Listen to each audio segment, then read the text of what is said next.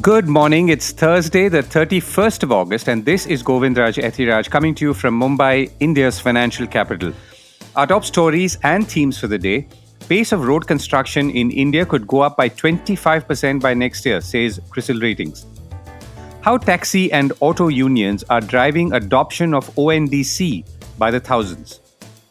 India's traditional industries like iron and steel lead the pack in gross value add or GVA contribution to the country's economy. And 32 companies apply to make laptops and tablets in India.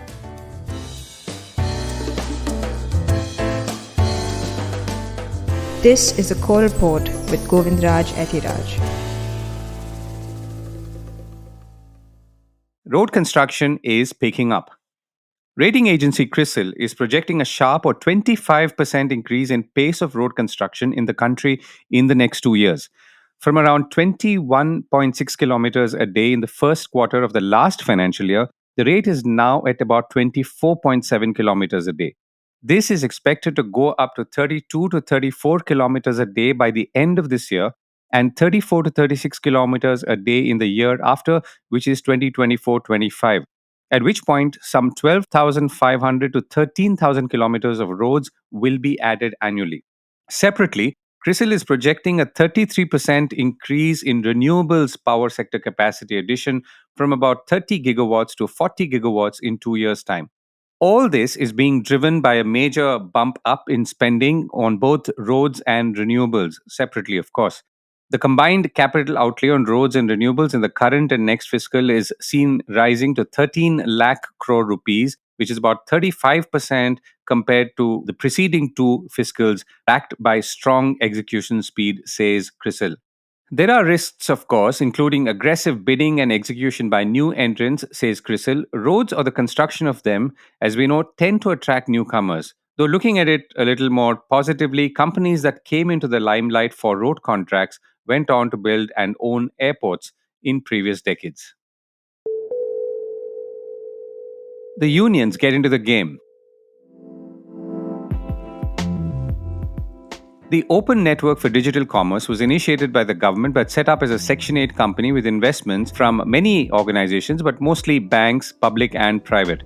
The ONDC hopes to democratize e-commerce in India and bring buyers and sellers together at much more reasonable costs, if not totally free, as has been the case in some kinds of commerce, even if for a short while. ONDC defines this as a tech-based initiative to transform the way e-commerce functions by enabling it through an open protocol based on open source specifications. At one level, the ONDC picks up on the principle of public utility digital infrastructures like the UPI for transactions and Aadhaar for identity. The ONDC now has about 150,000 merchants on it, transacting via various apps in food, commerce, and, importantly, mobility. And that means autos and taxis. This is where it gets interesting, at least at this phase. Some 90,000 of the 150,000 merchants on ONDC are auto and taxi drivers in places like Kochi, where it started, Bangalore, and Mysore, with more cities to join in. Bangalore alone sees thousands of transactions a day. More interestingly, the adoption of the mobility platforms has been driven by unions in Kochi and Bangalore, for example. All of which I found out thanks to my guest T Koshy, CEO of ONDC, who I reached out to ask first where ONDC was today in its journey, and second, how or why mobility was taking off so fast. While we started the network last year and have started the alpha testing where limited number of sellers across multiple cities making real transaction with their clients, we started pushing to a broader audience in January this year in Bangalore, starting with few merchants, few network participants doing few transactions a day. Today, we have reached something like almost 950,000 merchants doing more than 100,000 transactions a day.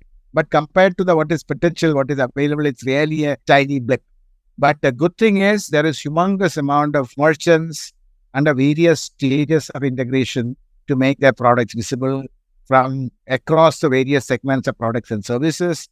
And there are different buyer applications like Paytm and PinCode or PhonePe and MyStore, which is a smaller startup. But number of the other big ones are under various stages of integration, and I don't want to steal their thunder.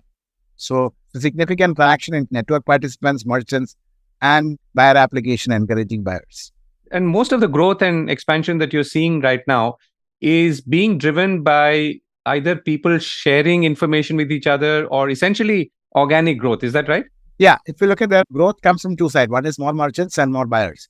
So merchants are coming from the various initiative of making people aware of this. And some of the network participants taking the extra effort to go out and evangelize this among the merchant network. And there again, different segments seeing different one. For example, the restaurants are also being encouraged by the National Restaurant Association of India, bringing together from their association.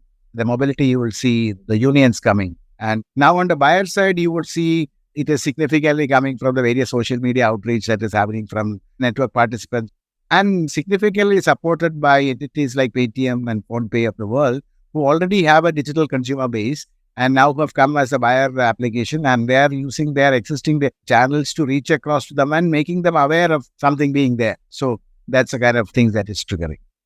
And of the 150,000 roughly merchants you said, almost 90,000 are taxis and autos in Bangalore and Kochi. So what's it about mobility or specifically autos or taxis which has made it catch on so much or so fast? Two things. One is then the whole idea of this open network was being attempted. The first thing that was attempted was in the mobility area as a pilot in Cochin, and that we had a partner, JustPay, who decided to just jump in on a blind faith on this idea. Because of that, there was a significant amount of work that they've done in this area, and they developed a lot of confidence and fine-tuned the whole end-to-end implementation. That gave them the confidence to start in Bangalore for the auto. So that way, they had a lot of learning that helped them to sort of evangelize this. And more importantly, their unions, both in Cochin as well as in Bangalore, the drivers' union also found that this is something that is more attractive to them and with a lot more control in their hand with respect to terms and conditions of the whole arrangement.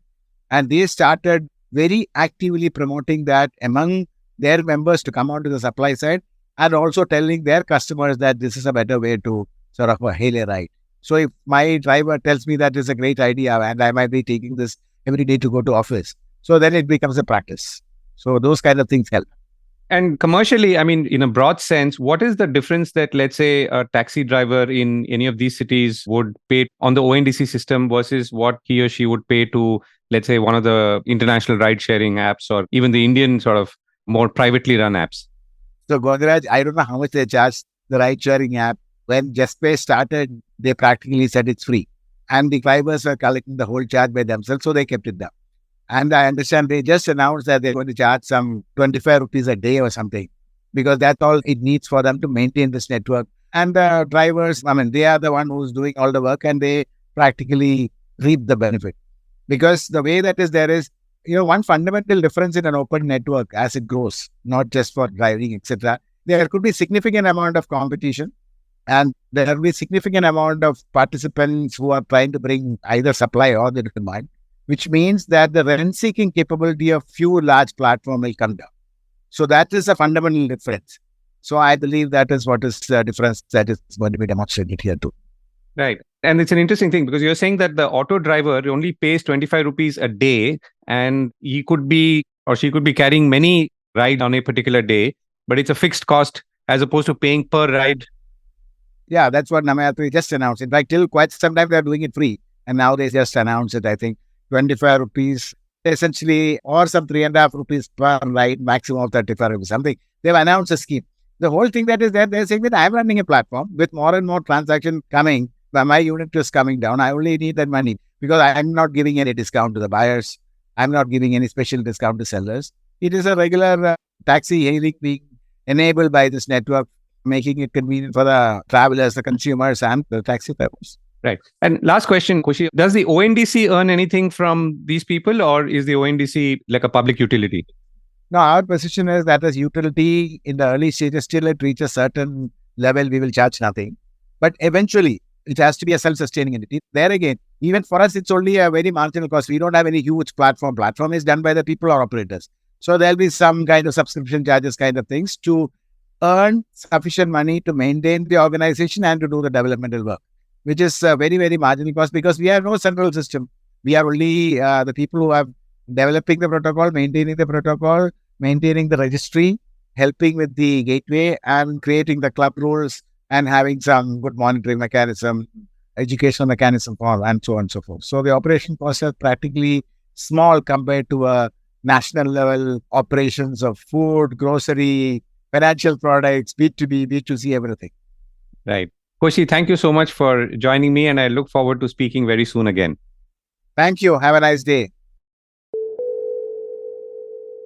And some markets news. You could call it a dull day in the markets, which it would have been were it not for the fact that the markets have now risen for the third day consecutively, even if only marginally. The BSE Sensex closed at 65,087 levels on Wednesday, up only 11 points. The Nifty 50 closed at 19,347, up 5 points. Manufacturing adds value to India. India's manufacturing sector will be driven by products linked to the capital expenditure cycle, which continues to rise, as we just heard from Crisil, and according to a new note from brokerage ICICI Securities. Meanwhile, while India's highest gross value add contribution is in traditional industries like iron and steel and chemicals, the fastest growth in gross value added in the corporate manufacturing sector in the last decade was in communication devices, or 19% of compounded annual growth rate, according to the report. Now, this may run a little counter to the perception that electronics manufacturing in India is a little lower on the manufacturing value add scale or not moving up at the pace we would like it to. The top 5 contributors to corporate manufacturing gross value add in India are iron and steel around 11%, chemicals and chemical products around 10.5%, transport equipment at 10%, and pharmaceuticals at 7.5%. So traditional industries are still scoring, at least on this count and on a relative basis. ICICI Securities has sourced these numbers from the national account statistics as well. Iron and steel, by the way, includes companies like Jindal Steel, Tata Steel, while chemical and chemical products would include companies like Hindustan Unilever, Asian Paints, Pidilite, and Godrej Consumer, while transport will include Maruti Suzuki, Tata Motors, and Bajaj Auto, among others. Now, you have to remember that some industries like pharmaceuticals would obviously have higher gross value add, or you could even call it gross profit, compared to, let's say, iron and steel. But this ranking tells you how these industries stack up against each other and in the total pie of gross value added in India's economy. To understand more on the significance of this number and the role of electronics manufacturing and communication devices looking ahead, I reached out to ICICI Securities strategist Vinod Karki, and I began by asking him to take us through the findings. Yeah, Govind. So I think there are two aspects to this. One is the way the manufacturing sector is right now. So these sectors are currently the largest ones, but you have to also look at how the growth will be basically. So some of these sectors, for example, we have exhibited our leadership in terms of producing here and exporting globally. We have seen auto, a lot of auto manufacturing happens here, iron and steel, we are top. So pharmaceutical, we know that, and textile. So we have shown the ability to have leadership in some of these sectors. But given the texture of the global economy and how things are panning out in terms of domestic demand and what's driving domestic demand, that will be the driver of manufacturing activity. That's what we have tried to tell, because bulk of the demand that you have been seeing is coming from the investment side of the economy and pockets of discretionary consumption, be it auto and things like that. So I think those will continue to drive demand. But a lot of sectors where things are dependent on global demand might see weakness simply because some of these large developed markets will probably see more slowdown going ahead. And I mean, at this point, what's the definition that you've used for GVA or gross value added in your study, Vinod? So these are from national accounts. So it is exactly how the national accounts, the gross value added is computed at the economic level. The granular national accounts data gives you GVA for some of these data points. Unfortunately, they come with a lag. So since we have the GVA for 23 itself, but the granular accounts will come only after a lag of almost a year. So for FY23, so these numbers are for FY22. So we have to wait for some more time before these national accounts data are available to us. If I were to look at your list again, so in iron and steel plus casting, you have a percentage share of gross value added is 11.4%, and which includes companies like JSW Steel, Tata Steel, and so on. But in chemical and chemical products, where the percentage is less, it's marginally less, but it's 10.5%. The examples are companies like Levers and Asian Paints, Pidilite, Godrej Consumer. So, if you could explain to us how companies like this, which are strong brands, are still showing lower gross value added? Yeah, so they are. So see, in chemicals, what happens is if you are industrial chemical producer, let's say in agrochemicals, compared to one like a Asian Paints, which again is in chemicals but produces very high value addition products, basically like decorative paints and things like that. So you'll see that these companies command very high return on equity. Some of these personal products companies, which are again chemical based, so there you will see the return capital, return equity on these companies are very high compared to a typical industrial manufacturer of chemicals, which will have much lower equity return capital. And therefore, their valuations also differ a lot. Some of these chemical companies, which are branded products, have very high multiples as well. And communication equipment is the sector that you're saying has the fastest growth potential in terms of value addition, which of course runs somewhat contrary to some perception that's there. So tell us about it. Yeah, so if you look at the communication equipment, which is part of the electronic manufacturing and all, if you look at over the last 10 years, the CAGR of this sector in terms of GVA growth has been the highest, in fact, around 19%. But if you notice, it's quite small compared to the overall GVA or overall output, the economy. This is a new segment, so that's why I'm calling it a new frontier because we haven't yet proven our mettle in terms of electronic manufacturing globally. This high growth maybe because we didn't have any base. And some of the things we do right now are not to the extent which covers the entire value chain of a communication equipment like a mobile device from, let's say, producing the semiconductor or other essential components that go into the device. We may be doing more of assembly and things like that. But I think going by the narrative that we have seen, a lot of these large component manufacturers are willing to set up their manufacturing base in India, be it mobile glass or semiconductors and other components. So I think slowly and steadily we are moving there. And the numbers are showing that the growth is there. Yeah. And if you're already at 18%, you're saying that if we start assembling more components in India and eventually semiconductors and so on, then the value addition numbers should jump substantially. Yeah, because product after product, we have seen that no one is going to give you the entire value chain without proving your metal. You have to show that you can do that. And we have seen, I mean, pharma, chemicals, and now, Harley Davidson is producing here, Triumph is producing, KTM is producing. These are world class products which are being manufactured now in India and exported to the world. So we are reaching there slowly by slowly, new and high tech products. It won't happen overnight for sure. Vinod, thank you so much for joining me. Thanks, Govind. While on the growth of electronics manufacturing, the government has received 32 applications from companies like Dell, Acer, Asus, Lenovo, Foxconn, and Netware for the 17,000 crore rupee production linked incentive scheme for IT hardware, which includes laptops, tablets, and servers, the window for which closed last night. You may recall, of course, that the government has placed restrictions on laptop imports, asking manufacturers to apply for licenses at each stage. Apple, by the way, has not applied for this scheme at this point, going by reports. We are likely to see expected incremental production of 3,35,000 crore rupees, and expected investment incrementally will be 2,430 crore rupees. The expected direct employment is going to be 75,000, according to Union Minister Ashwini Vaishnaw. We had an outlay of 17,000 crore rupees for PLI 2.0, that's production linked incentives phase 2, but got proposals of more than this number, he said.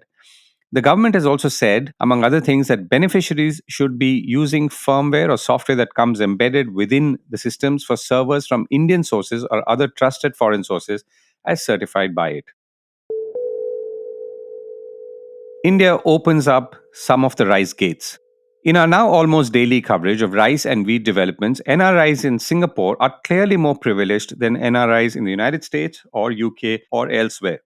India, which accounts for about 40% of global rice trade, will now permit shipments to Singapore after it banned exports of non basmati rice last month. India's External Affairs Ministry spokesperson Arindam Bagchi said, India and Singapore enjoy a very close strategic partnership characterized by shared interests, close economic ties, and strong people to people connect. In view of this special relationship, India has decided to allow export of rice to meet the food security requirements of Singapore. India had, of course, indicated earlier that it would export on a country to country basis for food security needs. Now, there are several countries in Africa, among other continents, who are reaching out to India to lift the ban to address their needs.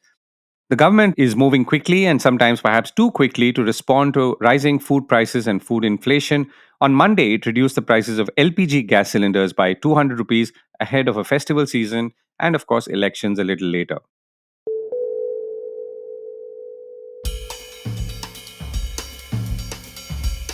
Back on Wall Street and international markets, exchange traded funds or ETFs have been the hottest product in towns once upon a time, not too long ago, but are now closing down at a rapid clip, with many niche products in the industry struggling to attract investors in a market dominated by a handful of big technology stocks, according to the Wall Street Journal. Exchange traded funds track an underlying asset which could either be exclusively stock, commodities, bonds, currencies, options, money market instruments, or a combination of it all. ETFs can, of course, be equity ETFs, fixed income ETFs, commodity ETFs, and currency ETFs. A typical equity ETF, for example, could track the movement of an index like the Nifty 50 or the BSE S&P 500. There are over 174 ETFs in India as on June 30th this year, according to reports. Now, back internationally, global fund closures have climbed to 929 in 2023 from 373 at the same point last year, according to research from ETFGI quoted by Wall Street Journal. New listings still exceed closures but have slowed 27% to 1,622. We're still referring to exchange-traded funds, mostly in the United States or around. The closures reflect weaker inflows, waning enthusiasm for niche investment products, and competition from big asset managers, which has consistently driven down fees, the Wall Street Journal says. To give an example of how perhaps bizarre it all got, one closure was of a metaverse equity ETF focused on the concept popularized by Mark Zuckerberg of Meta or Facebook. This was a Generation Z ETF that promised to invest in companies aligned with the values of the younger generation. Among other closures, last week, as it happens, was of a cannabis-themed ETF whose shares had declined about 90% since its 2021 launch and was liquidated, according to the Wall Street Journal. Some of these closures might actually be encouraging to regulators who have sounded the alarm over the riskiness of leveraged single-stock ETFs and similar products, says the Wall Street Journal. Back home, things seem fine for now on the ETF front, but a trend that might be interesting to watch and see how it develops, and hope that it does not spill over into India. Amazon wants its people back. Among other international business news, Bloomberg is reporting that Amazon chief Andy Jassy is telling employees who refuse to comply with his return to office mandate that it's probably not going to work out for you, according to a recording of a company meeting obtained by Insider. Starting in May, Amazon began requiring corporate employees to be in the office 3 days a week. Morale in Amazon has apparently taken a hit, says Bloomberg, since the company laid off about 27,000 employees. Well, that's it from me for today. Have a great Thursday and see you tomorrow. Do write into us and do visit us on www.thecore.in, where you will find this podcast, links to our newsletters, and lots of exclusive reports and investigations. Bye for now.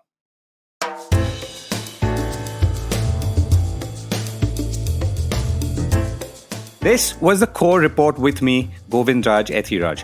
Do stay connected with more of our coverage at the Core. You can check out our website or sign up to our newsletter at www.thecore.in. That is www.thecore.in, or follow us on LinkedIn, Twitter, and Facebook as well. Now, we would love your feedback on how we can make business more interesting and relevant to you, including our reporting on India's vibrant manufacturing sector. Write to us at feedback@thecore.in. Thank you for listening.